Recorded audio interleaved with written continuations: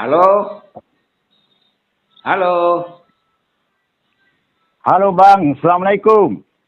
Waalaikumsalam warahmatullahi wabarakatuh. Bagaimana Bang kabarnya di sana Bang, di Papua Bang?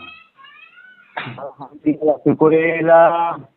Jayapura Papua dalam keadaan aman dan cerah sesuai dengan kehendak Allah Subhanahu wa taala. Oke Bang, kali ini Bang kita akan membahas tentang perjalanan orang-orang spiritual yang mencari Tuhan dengan sepenuh hati. Jadi Bang, barangkali pembahasan ini kita bisa kaitkan dengan apa yang Abang alami beberapa tahun yang lalu, yang dimana ketika Abang mengalami sedikit perjalanan yang kalau dibilang oleh masyarakat banyak gangguan jiwa lah begitu Bang. Yang mau ditanyakan adalah kenapa sehingga Abang mengalami hal seperti itu Bang, ketika Abang sedang berada di Bau-Bau, Sulawesi Tenggara. Saat itu saya sendiri di sini di Bau-Bau sedikit merasa tidak nyaman jujur saja Bang, dengan adanya yang Abang alami. Sehingga saat itu sempat menghebohkan kota Bau-Bau dengan adanya apa yang Abang alami di Bau-Bau. Jadi Bang, coba dijelaskan kenapa sehingga Abang mengalami hal seperti itu Bang. Silakan. Iya, terima kasih atas kesempatan yang diberikan kepada saya untuk mengulas tentang perjalanan pribadi saya untuk menjalani proses ilmu marifat. Jadi saya ini Bang, dari Jayapura, saya memang sudah jalan perintah-perintah Allah dari syariat, hakikat, saya sudah belajar. Tapi pada waktu itu, saya disuruh pulang ke Bau-Bau karena ada pesanan bahwa ada kitab yang mau dikasih sama saya. Ya, kitab itu katanya kitab rahasia, kitab buton, namanya kitab tembaga. Jadi pas saya turun itu Bang, saya ketemu dengan mereka, saya pikir kitab itu kitab yang akan menyesatkan saya. Karena dari Jayapura itu saya sudah belajar tentang ilmu syariat, saya belajar tentang bagaimana belajar Al-Quran, beli lagi hadis, supaya saya dalam arti ini saya kepingin mendekatkan diri sama Allah Subhanahu wa taala. Nah, terus saya diajak, karena diajak itu saya bertemu dengan orang yang nelpon saya itu, dia suruh saya turun. Nah, sehingga saya turun. Sampai di sana di Buton itu saya bertemu dengan mereka Bang. Jadi mereka itu pada waktu itu saya datang itu mereka lagi bikin-bikin rumah. Mereka topi-topi. Terus saya datang. Terus saya bilang, ini Bang ini ya? Dia bilang, iya benar. Saya dengar Abang mau kasih saya kitab. Ya, kitab untuk bagaimana saya bisa mengenal Tuhan. Itu katanya di Buton itu namanya kitab tembaga. Di Bau-Bau itu. Iya. Jadi proses itu, ya saya memang dikasih kitab. Ya, dikasih kitab itu katanya ya kau belajar kitab ini. Karena kau sudah bagus di syariat. Sehingga kau bisa pelajari kitab ini. Jadi pas saya belajar kitab itu, saya sudah dikasih kitab itu, saya fotokopi, saya mau kembali ke Jayapura. Itu dia sementara kapal saya tunggu untuk kembali ke Jayapura. Itu saya sempat baca-baca kitab itu. Ada 3 buah kitab itu, mereka fotokopi untuk saya. Jadi saya baca kitab itu, saya langsung malam itu juga pas saya baca kitab yang warna merah itu, sampul merah itu, langsung pada waktu itu saya langsung ingatan, Bang. Saya hilang ingatan, Bang. Jadi saya pas jam 12 malam, saya lompat dari rumah yang paman saya tinggal itu. Saya lompat dengan tidak cuma pakai celana kolor saja turun. Nah, setelah saya turun, Bang, saya hari itu dengan pemandangan, dengan perjalanan yang saya tidak tahu. Mereka ajak saya ke pasar gaib. Di pasar gaib itu, pasarnya itu jam 1 malam, Bang. Ya. Iya. Jadi saya pada waktu itu menyelusuri pasar itu. Mereka kasih tahu saya bahwa kau dari mana? Iya. Ya, saya juga sudah masuk di alam lain, Bang. Saya bertanya bahwa saya di sini, saya mau cari saya punya bapak. Saya mau cari mama saya. Sebentar saya potong. Ini yang ajak abang orang biasa atau orang yang seperti apa? Manusia-manusia seperti apa yang mengajak abang untuk bisa berkomunikasi seperti itu, Bang? Oh, pada waktu itu saya cuma dibisikin saja. Iya, dia dibisikin, tidak ada orangnya. Cuma bisikan bahwa kamu keluar dari situ. Keluar, lompat dari rumah itu. Pada waktu itu saya tinggal di paman punya rumahnya 2 lantai. Jadi saya lompat dari atas itu, turun lantai, langsung saya lompat. Langsung saya pergi ke tempat itu. Ternyata di situ ramai sekali pasarnya.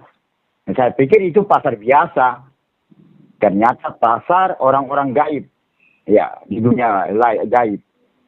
Nah, jadi pada waktu itu, saya berbicara, saya sudah masuk di alam lain. Saya tanya bapak saya, apakah kalian lihat bapak saya di sini? Bapak saya namanya ini, ibu saya namanya ini. Katanya mereka bilang, mereka ada di sini. Tapi di tempat pasar itu mereka tidak tahu. Terus mereka bilang, kenapa kok tidak cuma pakai celana kolor? Saya bilang, saya tidak tahu juga. Iya. Nah, mereka kasih, nanti katanya, kamu pakai plastik aja, biar tidak kelihatan kau punya itu. Jadi saya tutup dikasih karung. Kasih karung biasa itu di gaib itu. Terus saya kerja. Saya disuruh kerja bersihkan itu sampah-sampah. Sampah-sampah itu. Nah, saya bersihkan sampah-sampah. Saya masukkan itu. Sampah-sampah kotoran semua saya kasih bersih. Nah, tiba-tiba itu sudah subuh, Bang. Ya. Sudah subuh itu, Bang. Pasarnya sudah mau bubar. Pas dengar azan subuh, mereka mau bubar, Bang. Katanya sudah mau subuh ini. Ayo cepat-cepat. Nah, jadi mereka pada waktu itu karena kerja saya, mereka kasih saya uang. Ya, mereka kasih saya uang dengan ini ketupat itu, lapa-lapa itu. Mereka bilang makan ini ya. Ini kau makan supaya kau kuat. Ya, pas sudah setelah subuh mereka bubar. Saya ambil beli air fit itu dengan uang sedikit itu, dengan lapa-lapa itu saya makan, Bang. Setelah saya makan makanan itu, Bang, itu mata saya langsung sudah tidak tahu dunia, Bang. Saya sudah seakan-akan, saya sudah tidak sadar, Bang. Iya. Oh iya. Jadi begitu, Bang. Tapi setelah saya tidak sadar itu, mereka suruh saya pulang ke rumah. Ya saya pulang itu ya, saya sudah ribut. Saya sudah tidak sama dengan orang lain. Saya sudah, ya namanya sudah kemasukan, Bang. Iya. Iya, sebentar. Oke. Jadi ketika abang diberikan lapa-lapa,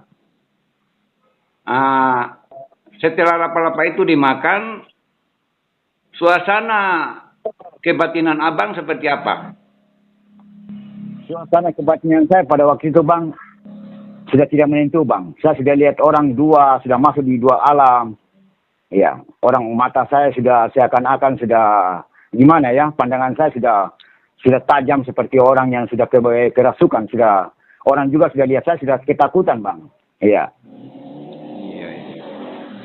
Nah, saya, karena saya sudah dibicara sembarang, saya ambil orang punya barang, saya dikejar ya, saya dipukul. Jadi pukul ya, mereka cari tahu saya, kamu tinggal di mana? Ya, kenapa kau begini? Ya, sudah saya dikantarkan sama keluarga saya. Iya. Akhirnya keluarga saya sudah ketakutan. Akhirnya saya diborgol. Diborgol, katanya ini sudah gila ini. Sudah tidak bisa ini diborgol. Saya ditempati di satu masjid, mereka borgol saya. Tapi saya bisa buka ini, borgol itu saya bisa buka. Saya lari lagi. Jadi begitu Bang, saya punya perjalanan. Baik. Jadi bagaimana Abang bisa mengingat kembali kejadian yang dialami ketika Abang secara spiritual barangkali Abang dibawa ke alam yang lain ya begitu. Nah, Saya dibawa ke alam lain itu, saya lihat-lihat, saya tenang-tenang, kenapa saya sudah begini, apa yang saya alami ini, keluarga saya sudah takut sama saya, sehingga pada waktu itu ya ada orang yang kasih kitab itu, ya mereka datang cari saya, katanya ini dia belajar kitab ini dikasih sama orang ini. Ya jadi orang yang kasih kitab itu dipanggil sama keluarga saya. Ya mereka kasih tahu bahwa dia ini sudah kemasukan ini tidak apa-apa katanya, karena kitab yang dia baca itu, kitab itu dia punya ruh. Jadi dia masuki dia. Nanti dia ajarkan dia untuk kebaikan. sebentar. Penjelasan mereka seperti itu. Oke, baik. Jadi Abang kan mau mencari kitab itu. Kitab yang namanya kitab tembaga kalau dalam bahasa di khususnya kepada orang-orang Buton barangkali ya. Iya. Kitab tembaga namanya. Jadi kitab tembaga itu Bang, kira-kira apa isi daripada kitab tembaga itu Bang, sehingga Abang begitu tinggi keinginannya untuk mau menggali atau mau mendapatkan kitab itu Bang? Bang begini, ceritanya itu orang yang kasih saya itu dia seorang waliullah Bang. Ya. Nah, jadi saya pikir saya juga kepingin jadi seorang waliullah. Iya. Iya, iya. Ya. Karena saya senang sekali untuk mau jalan ibadah.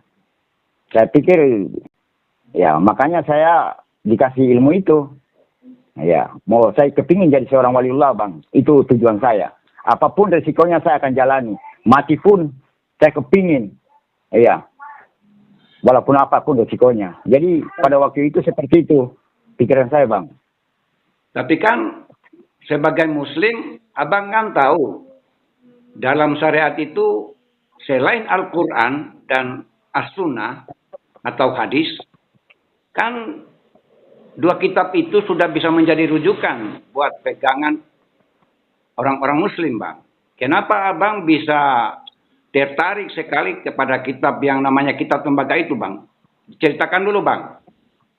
Iya, karena kitab tembaga itu dia bahas tentang asal muasal manusia, terus kedudukan huruf-huruf Allah itu di mana,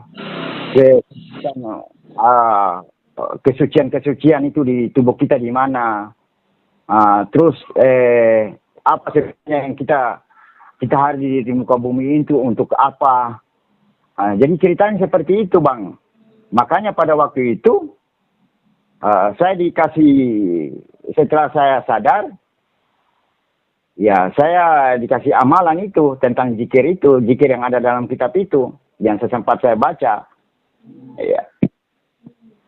Nah itu yang saya amalkan. Katanya kalau dengan zikir-zikir ini besok-besok kau bisa jadi orang benar. Ya. Itu Bang. Berarti Bang, kitab yang dikatakan kitab tembaga itu seperti yang pernah Abang bahas melalui pembahasan video-video yang Abang ceritakan di video yang lalu barangkali Bang ya. Tentang iya, betul. Al-Quran itu berjumlah 30 juz. Al-Quran itu 30 juz. 30 juz. Ya, 6.666 ayat.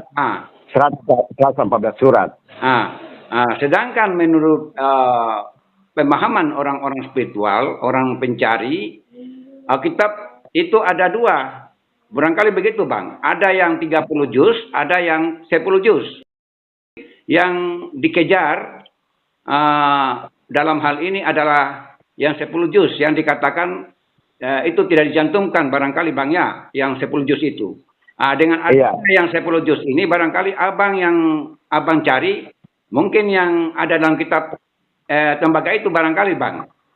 Iya, benar. Dalam ketembaga itu semua dijelaskan bahwa Muhammad itu kenapa dia bisa menjadi seorang yang bisa dikenal di muka bumi ini. Jadi semua diberitahu di situ. Sifat-sifat Muhammad bagaimana terhadap alam semesta ini, terhadap orang tua bagaimana, dengan orang yang lain agama bagaimana.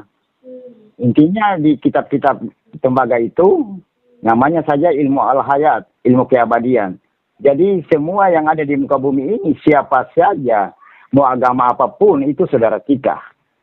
Jadi kita harus memperlakukan mereka seperti diri kita sendiri. Di situ saya, ternyata begini rahasianya. Kita tidak boleh saling menyakiti. Kita tidak boleh kita lahir dari rasa, sehingga kita ini harus tidak bisa berbangga diri, atau kita tidak boleh sombong. Kita harus jalan sesuai dengan kehendak Allah, begitu Bang. Ya. Oke. Di samping isi kandungan di dalam kitab yang namanya kitab tembaga itu, yang disebut mengandung 10 juz, nilai-nilai kehidupan.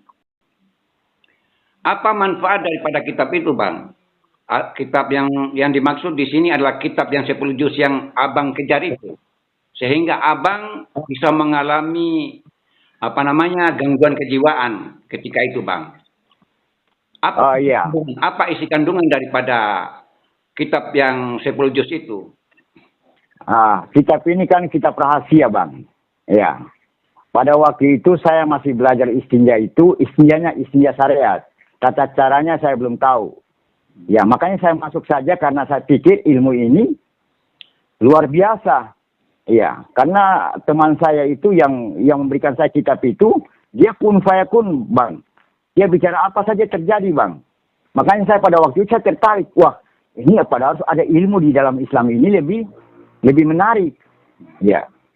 Ya. Apa saja dia bicara, dia lihat orang di sana dengan terjadi apa-apa. Bahkan ini sedia tahu. Saya ada bikin apa di Jayapura, dia tahu Bang. Makanya di situ saya bilang, wah ini boleh. Ini tantangan saya. Ini yang bagus ini. Ya, di samping kita jalani syariat, kita ilmu kenabian. Saya pikir ini seperti itu. Ternyata benar kitab tembaga itu adalah ilmu-ilmu para raja, ilmu para nabi yang dimaksudkan situ. Sehingga siapa-siapa yang bisa masuk dalam ilmu itu, insya Allah dia akan menjadi orang baik. Pokoknya dia di muka bumi ini, dia bukan siapa-siapa lah. Tapi dia sering menyebarkan kasih sayang Bang. Iya. Jadi itu yang saya sangat tertarik dengan ilmu marifat itu. Sekarang yang dibahas katanya ilmu marifat. Ternyata memang benar. Makanya saya pada waktu itu setelah saya belajar itu, saya macam dapat spirit. Untuk harus ibadah lebih kencang lagi. Syariat-syariat saya jalani, apa-apa saya jalani. Sampai suatu waktu, saya kemasukan lagi Bang. Ya. Ya. Jadi 2 kali saya kemasukan Bang. Ya. Iya, baik. Saya kemasukan itu yang abang lihat saya kemasukan itu sudah kemasukan kedua Bang. Ya. Iya. Yang saya sempat bikin heboh di bawah-bawah. Saya bawa buku neraka. Bahwa ini buku neraka yang pernah masih kita kecil ini ada buku neraka ini. Jadi sementara saya khutbah, saya sudah kemasukan lagi Bang. Waktu saya pulang kedua kali itu. Ya, jadi saya juga tidak menyangka bahwa ternyata ilmu ini sangat berat Bang. Ya, karena zikir-zikirnya saja itu sangat berat Bang. Jadi barang-barang ini terbuka di dalam untuk itu zikir-zikirnya itu Bang. Karena itu zikir rahasia. Sehingga Allah nanti setelah kita zikir-zikir banyak-banyak, itu saya pernah zikir sampai 2 tahun itu baru saya mulai jalan, Bang. Saya sudah jalan macam di atas air, jalan sudah tidak di tanah. Jadi nanti proses itu seperti itu, Bang. Ya. Ya. Jadi saya bersyukur sama Allah Subhanahu wa taala saya bisa selesaikan perjalanan ini walaupun itu saya hadapi dengan rintangan, keluarga mereka tidak suka saya, kasih masuk saya di rumah sakit jiwa, dibilang gila. Ya, saya mau bikin bagaimana, Bang? Tujuan saya cuma satu, bahwa saya ingin menjadi orang yang baik. Hanya itu saja, Bang. Oke. Jadi, di dalam isi kitab yang 10 juz itu, Bang, barangkali di dalam kitab itu, Abang bisa menjelaskan bahwa manfaat daripada kitab yang 10 juz itu, bagaimana hubungan manusia dengan manusia lain, dan hubungan manusia dengan penciptanya, Bang.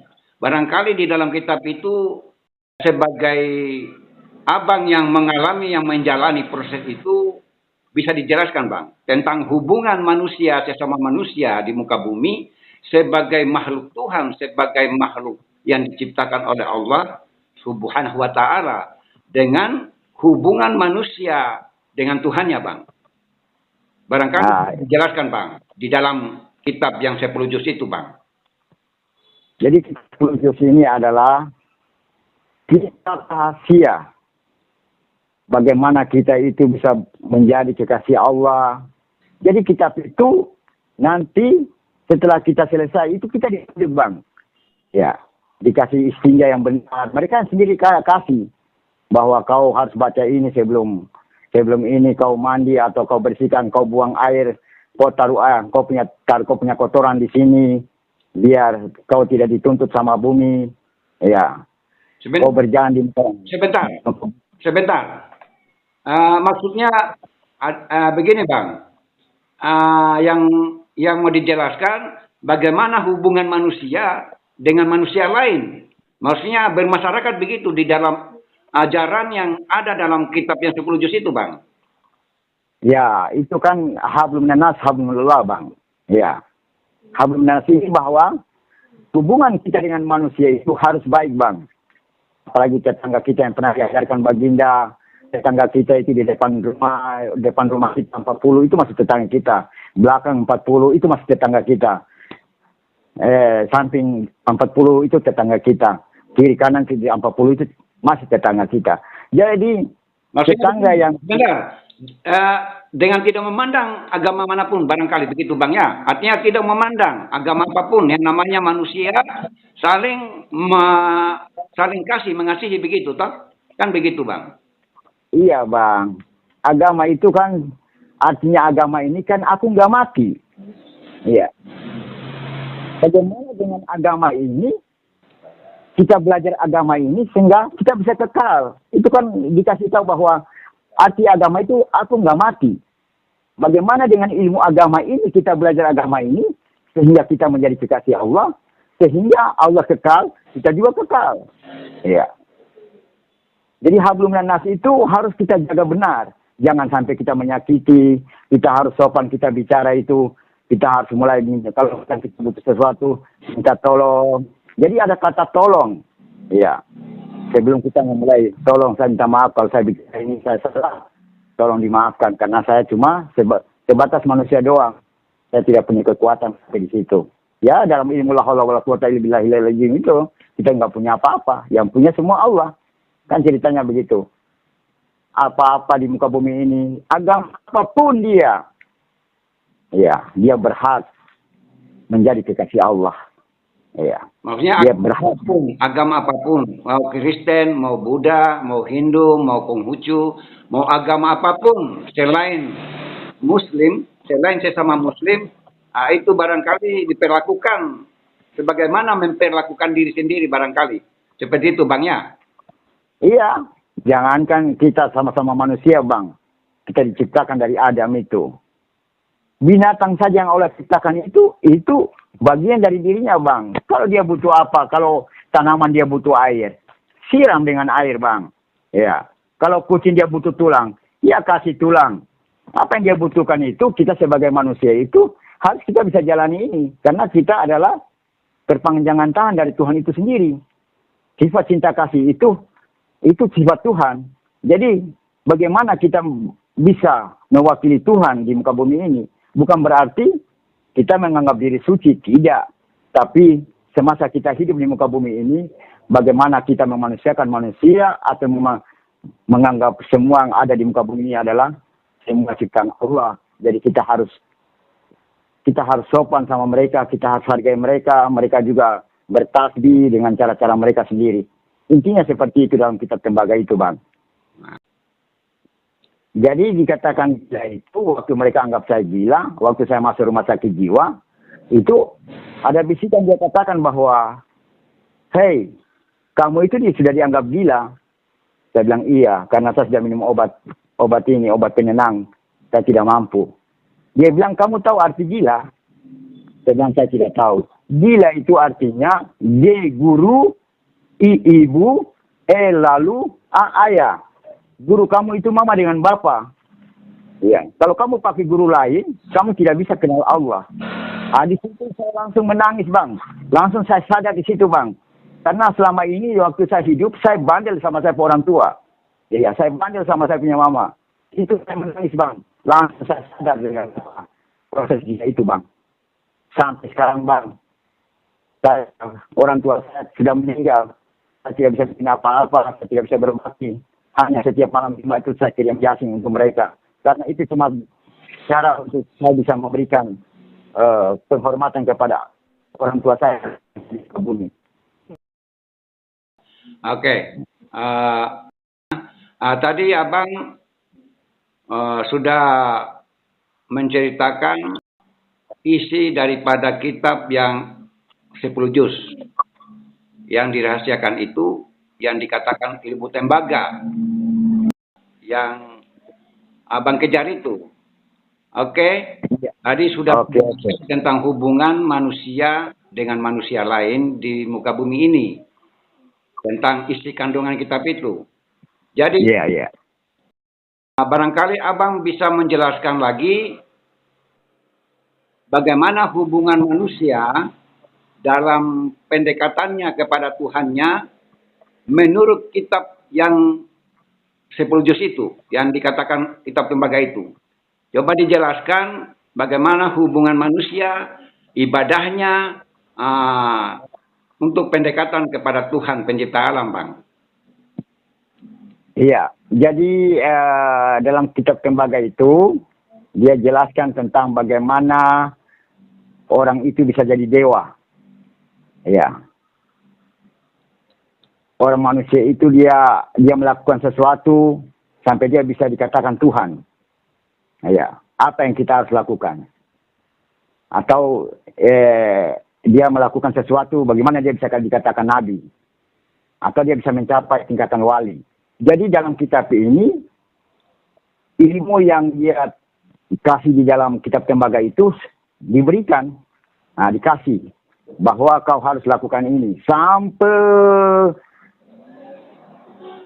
lakukan syariat, karena syariat itu Nabi Muhammad itu kan dia juga dapat kitab ini sebenarnya. Iya. Bahkan kitab ini sampai dulu waktu saya belajar itu Nabi Muhammad pernah ditawarin, kau kasih tinggal itu agama pelajaran yang kau bawa itu, agama yang kau bawa itu, saya akan berikan kamu apa yang kamu mau. Kamu bilang harta, akan kami berikan harta. Iya. Kamu mau wanita, akan kami berikan wanita yang tercantik. Iya. Kamu mau jabatan, kami akan memberikan kamu menjadi raja. Apapun yang kamu mau, kita akan sediakan. Waktu penawaran itu. Tapi apa kata Muhammad? Seandainya agama ini atau ilmu ini, atau agama ini, ajaran ini yang saya bawa ini, seandainya kalian meletakkan matahari di tangan kanan saya, bulan di tangan kiri saya tidak akan meninggalkan ajaran ini atau agama ini. Itu jadi rujukannya itu, Bang. Ya. Jadi Nabi Muhammad itu dia menjalani kitab itu, Bang. Kitab keabadian itu yang sekarang dikenal kitab tembaga itu dikatakan kitab Al-Hayat itu. Kitab kekekalan atau kitab keabadian. Jadi, bagaimana kita beribadah sehingga intinya yang kita cari itu adalah cahaya, Bang. Ya, kita jadi manusia cahaya.